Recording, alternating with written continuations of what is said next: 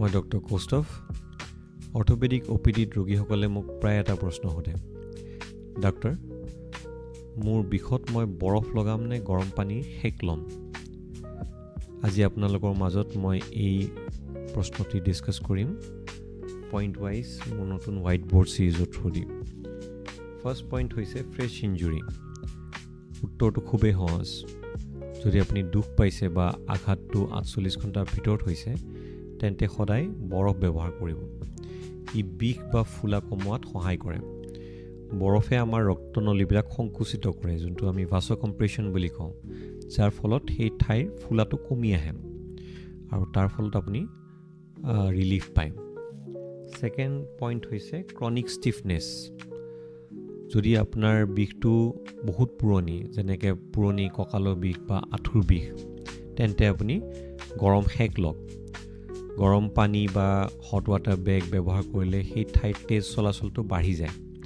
যিয়ে বিষৰ যিবিলাক কেমিকেল থাকে সেইবিলাক আঁতৰাই লৈ যায় তাৰ ফলত আপুনি ৰিলিফ পায় থাৰ্ড পইণ্ট হৈছে মৰ্ণিং আৰ্থ্ৰাইটিছ বা মৰ্ণিং ষ্টিফনেছ ৰাতিপুৱা শুই উঠাৰ পিছত যদি গাঁঠিবিলাক জঠৰ হৈ উঠে বা আপুনি লৰাব নোৱাৰা হয় তেন্তে গৰম পানীৰ সেক ল'ব গৰম পানী যোনটো সেক সেইটোৱে আপোনাৰ টিচুবিলাকৰ ইলাষ্টিচিটিটো বঢ়াই তোলে যাৰ ফলত আপুনি লৰচৰ কৰিবলৈ সহজ পায় ফ'ৰ্থ পইণ্ট হ'ল পষ্ট এক্সাৰচাইজ পেইন মানে খেলা ধূলা কৰাৰ পিছত বা এক্সাৰচাইজ বা জিম কৰাৰ পিছত যদি আপোনাৰ বিষটো আৰম্ভণি হৈছে তেন্তে আপুনি সেই ঠাইত বৰফ ঘঁহিব খেলৰ পিছত মাংসপেশীবিলাকৰ যিবিলাক সৰু সৰু আঘাত হয় সেই আঘাতবিলাকক ইনফ্লেমেশ্যন বুলি কোৱা হয় বৰফে তাক শান্ত কৰি আপোনাক আৰাম দিয়ে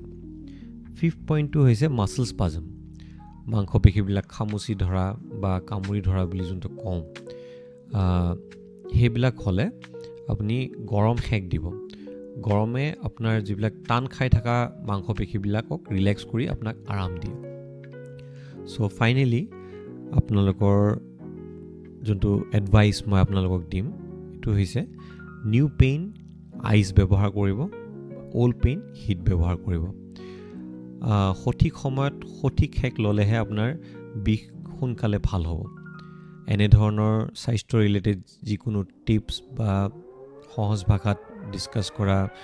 হেল্থ ইছ্যুজবিলাক জানিবৰ বাবে আমাৰ লগত জড়িত হৈ থাকক লাইক কৰক কমেণ্ট কৰক বা শ্বেয়াৰ কৰক আৰু আমাৰ লগত জড়িত হৈ থকাৰ বাবে ধন্যবাদ